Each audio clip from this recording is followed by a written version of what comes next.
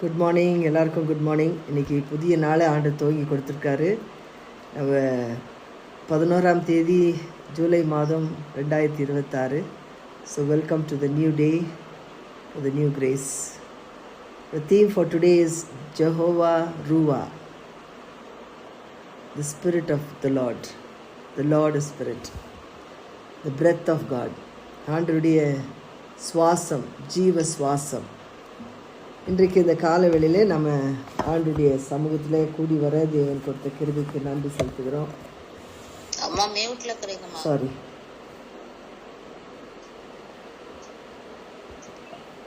இந்த காலவெளியிலே ஆண்டு கொடுத்துருக்க இந்த புதிய நாளுக்காக நன்றி செலுத்துகிறோம். எத்தனையோ பேர் கிடைக்காத ஸ்லாக்கியம் நமக்கு கிடைச்சிருக்கு. இந்த நாள் மாத்திரமில்லை, இன்னும் அநேக காரியங்களை ஆண்டு நம்ம கற்றுக் கொடுத்துனே இருக்கிற, நம்ம கற்றுக்கொள்ளுகிற மாணவர்களாக ஆண்டுடைய சமூகத்தில் வந்தால் நிச்சயமாக நிறைய காரியங்கள் அவருடைய சன்னிதானத்தில் நமக்கு கிடைக்கும். நம்ம நினைப்பதற்கும் கேட்பதற்கும் மேலாக நம்ம நடத்த வல்லவர் இல்லைங்களா? இந்த நாள் வரைக்கும் நம்மோடு ஆண்டு பயணம் செய்து வருகிற இந்த ஒவ்வொரு காரியத்துக்காக ஆண்டரை ஸ்தோத்திரிக்கணும். யெகோவா ரூவா, யெகோவா ரூவா என்று சொல்லி நாம் பார்க்கும் பொழுது ஆண்டவர் ஆவியானவராய் நம் மத்தியில் அசைவாடி கொண்டிருக்கிறத நம்ம அறிஞ்சு கொள்கிறோம். நிறைய காரியங்கள் அதில் முதல் வசனம் நம்ம படித்து பார்க்குறது ஆதியாகமம் 1ஆம் அதிகாரம், ஜெனசிஸ் 1st chapter verse 2, 2ஆம் வசனம் வாசிக்கலாமா? தேவன் வெளிச்சம் பூமியானது ஒழுங்கின்மையும் பெருமையுமாய் இருந்தது, ஆழத்தின் மேல் இருள் இருந்தது, தேவ ஆவியானவர் ஜலத்தின் மேல் அசைவாடி கொண்டிருந்தார்.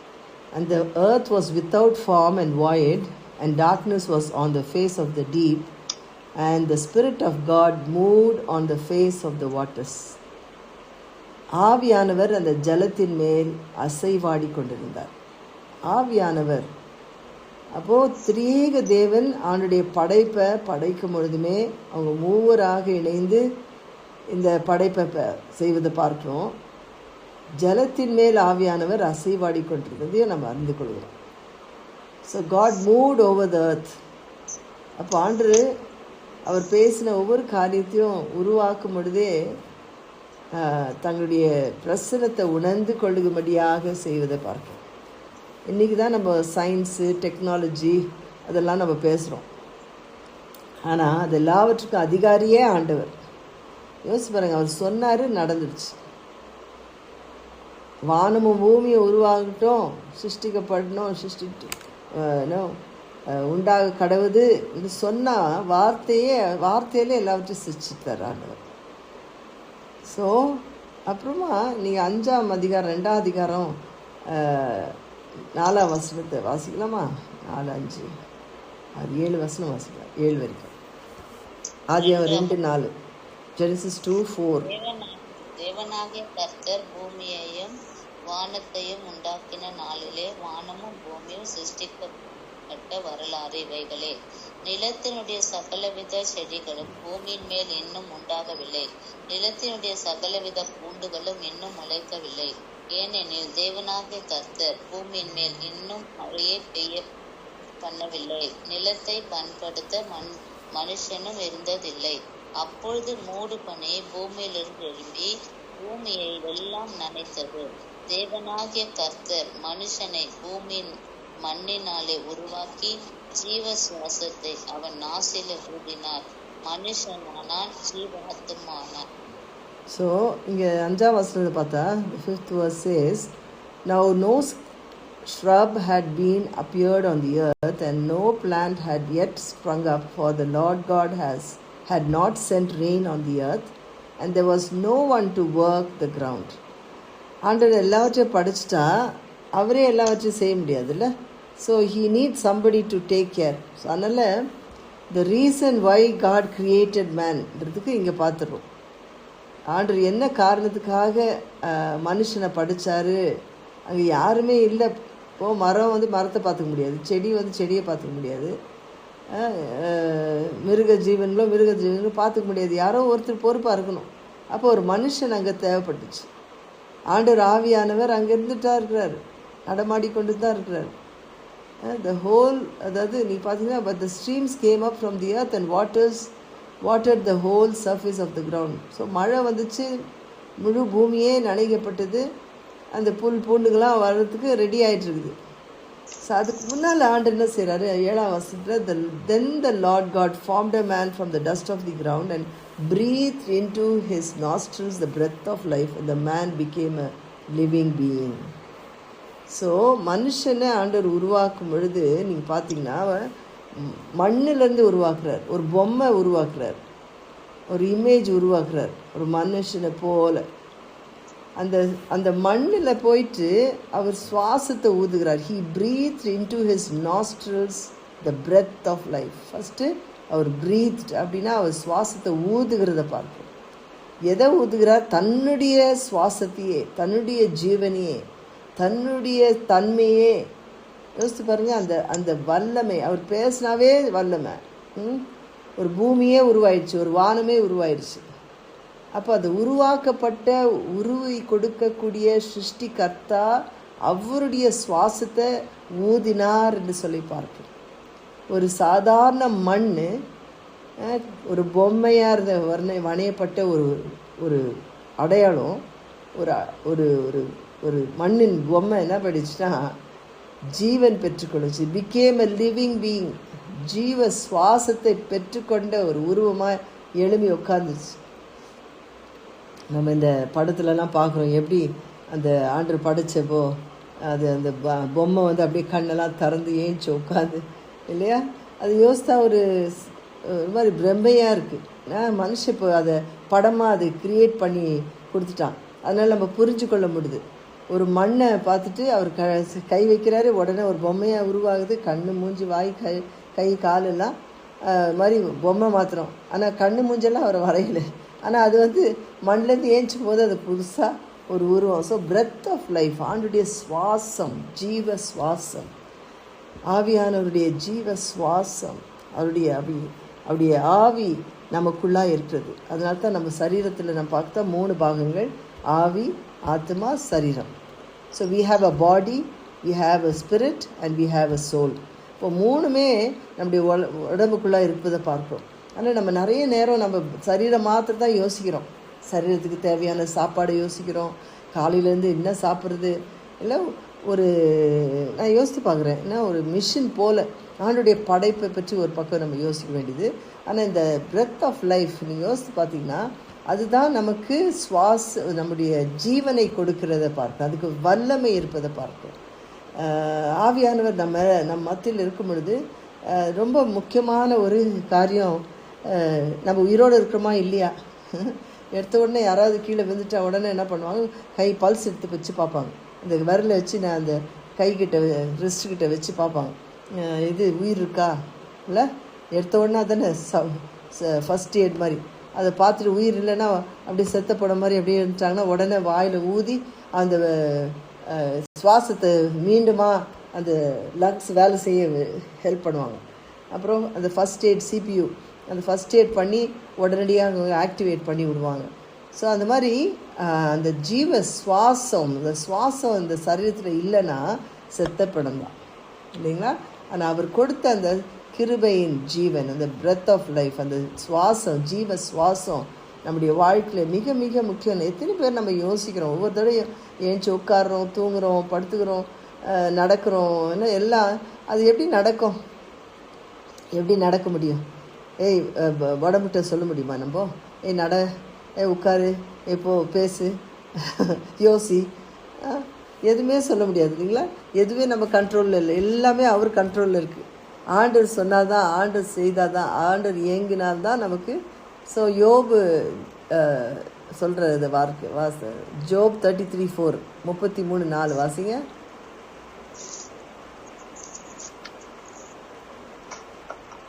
யோபு 33:4 33:4.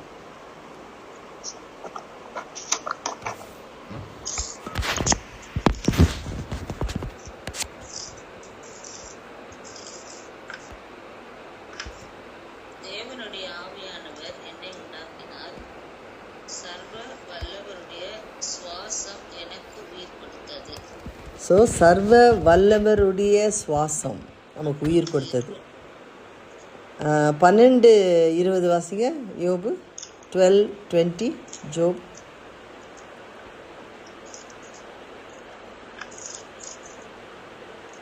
அவர் நம்பிக்கையுள்ளவர்களுடைய வாக்கை விலக்கி முதிர் வயதுள்ளவர்களின் ஆலோசனை வாங்கிக் கொடுக்கிறார். அதுமா 12:20 அது. ஆமா ஆமா தெரியல அது என்னன்னு.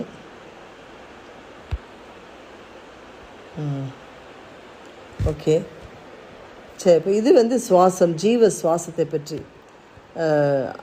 இன்னொரு வசனத்தை ஐசையா 11:2 11:2 வாசிங்க.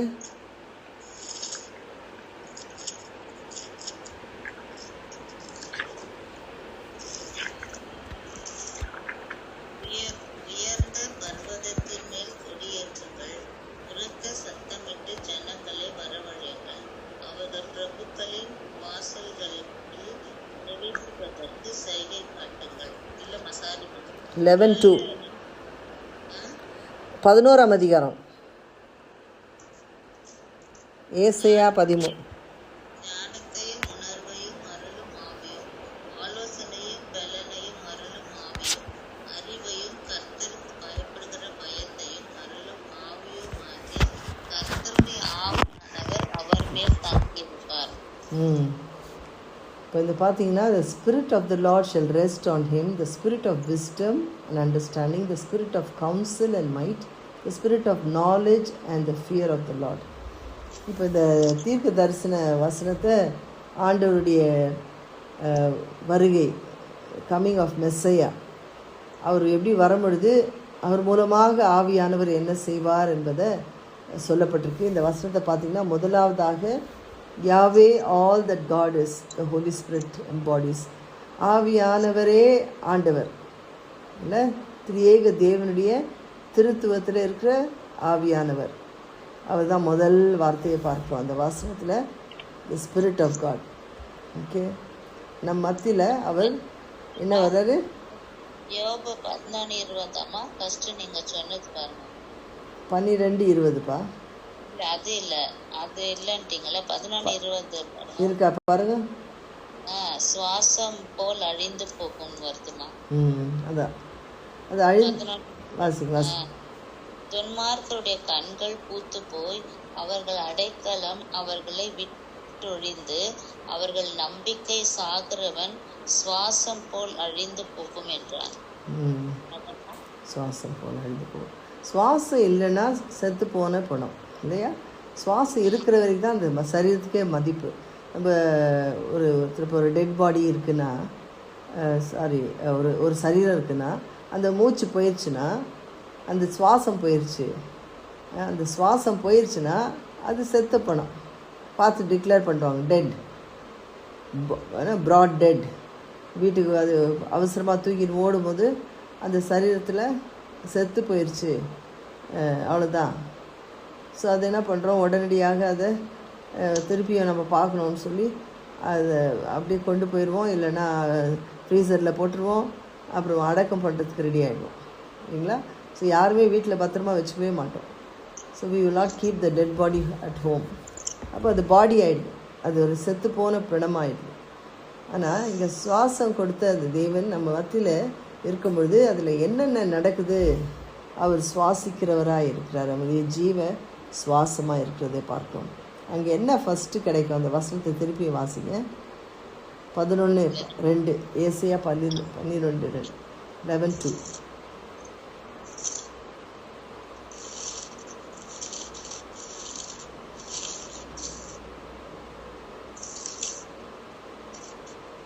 ஞானத்தையும் உணர்வையும் அருளும் ஆவியும். ஸோ ஞானம், உணரும் ஆவி. ஸோ அண்டர்ஸ்டாண்டிங், ஞானம் கிடைக்குது. முதலாவதாக ஞானம். நமக்கு ஞானம் இல்லைன்னா நம்ம எதாவது செய்ய முடியுமா? ஸோ யார் நமக்கு அந்த ஞானத்தை கொடுக்குறதுனா ஆவியானவர் கொடுக்குறார். நமக்கு ஆவியானவர் நமக்கு ஞானம் கொடுக்குறவர். அதுதான் ரெண்டாவது கருத்து இதில் நம்ம புரிஞ்சுக்கொள்கிறோம். ஸோ 7 விதமான ஆவியானவருடைய தன்மைகளை குறித்து நம்ம அறிஞ்சுக்கொள்ள முதலாவதாக அவர் பரிசுத்த ஆவியானவர் எல்லாவற்றிற்கும் மத்தியில் அவர் இருக்கிறவர், தங்குறவர், நமக்குள்ளா இருக்கிறவர், நம்மோடு இருக்கிறவர், நம்மை பின்தொடர்ந்து வருகிறவர். ஸோ ஆவியானவர் நமக்கு முதலாவது. ரெண்டாவது ஞானம். ஆவியானவர், அவருடைய ஞானம் நமக்கு கொடுக்கப்படுது. அறிந்து கொள்ளும்படியான, புரிந்து கொள்ளும்படியான ஆவி. மூன்றாவதாக அருளும் ஆவி நமக்கு கொடுக்குற அந்த புரிந்து கொள்ளக்கூடிய தன்மை. நிறைய நேரம் புரிஞ்சுக்கவே முடியாது. சில காரியங்களாம் என்ன சொல்கிறாங்க புரியலையே அப்படின்னு சொல்லி யோசிப்போம். பட் அதை புரிந்து கொள்கிற ஆவியை கூட ஆண்டவர் நமக்கு தருவார். அடுத்ததான் ஆலோசனையும் பலனையும் அருளும் ஆவி. ஸோ நமக்கு ஆலோசனை. இன்னைக்கு நம்ம நிறைய ஆலோசனைகள் மக்கள் கொடுப்பாங்க. ஆனால் ஆண்டவர் நம்ம குறித்து என்ன சொல்கிறார், ஆவியானவர் நமக்கு என்ன சொல்கிறார், ஆலோசனை நமக்கு வேணும். அவர் நம்ம வழி நடத்துகிறவர் இல்லை, ஆலோசனை கொடுத்து நமக்கு வழி நடத்துகிறவர். நம்ம வாழ்க்கையின் எல்லை எங்கே போயிட்டுருக்குறோம், எங்கே தோங்குறோம், எங்கே போயிட்டுருக்குறோம். இன்றைக்கி நிறைய